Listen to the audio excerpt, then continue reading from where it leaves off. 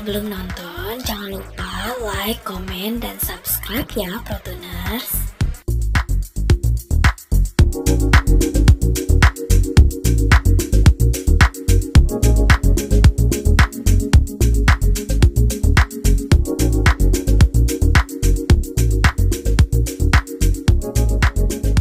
Halo ProTuners, hari ini kita bahas tentang mobil overheat. Oke. Banyak sekali pertanyaan yang membahas tentang apa penyebab dari mobil bisa overheat. Nah, ini salah satu contoh. Mobil ini temperaturnya kemarin sempat tinggi. Problemnya adalah di perawatan radiator. Radiator maintenance, bukan hanya coolant. Oh, saya udah pakai coolant yang bagus, nggak hanya itu. Tetapi coolant yang seperti apa yang kita beli mungkin hanya brandnya saja yang kita kenal, tapi isinya seperti apa kita nggak tahu. Yang jelas sih radiator tetap harus dilakukan perawatan yang rutin, paling tidak 1 atau 1,5 tahun diperiksa kondisinya seperti apa, flow-nya seperti apa. Biasanya mobil overheat penyebabnya adalah radiatornya mampet atau termostatnya mampet, nggak bekerja dengan maksimal, karena mobil-mobil di masa sekarang ini banyak sekali diproduksi dengan menggunakan termostat, karena di luar negeri, di luar Indonesia, di luar Asia yang beriklim tropis ada satu musim, yaitu musim dingin, di mana mereka menggunakan heater. Sementara di negara kita ini tidak pernah heater ini digunakan, akhirnya flapnya jadi mampet.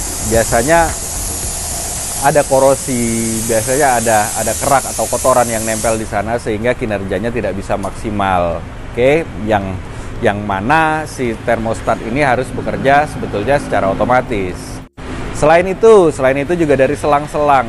Selang-selang ini juga harus diperhatikan. Memang bukan hal yang mahal atau harga yang terlalu ekstrim, tetapi selang ini ketika sudah berusia, ya namanya bahan karet, pasti akan ada getas atau kering dan ada retakan, sehingga coolant itu keluar dari si selang tadi yang mengakibatkan kekurangan cairan pendingin. Akhirnya mesin menjadi overheat.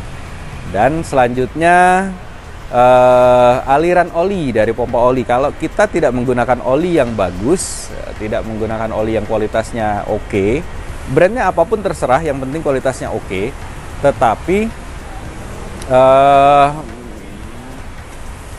bisa menimbulkan kerak kalau misalnya ketemu dengan oli-oli yang kualitasnya nggak bagus, sehingga aliran dari pompa oli ini menjadi terhambat karena timbulnya kerak di dalam ruang mesin.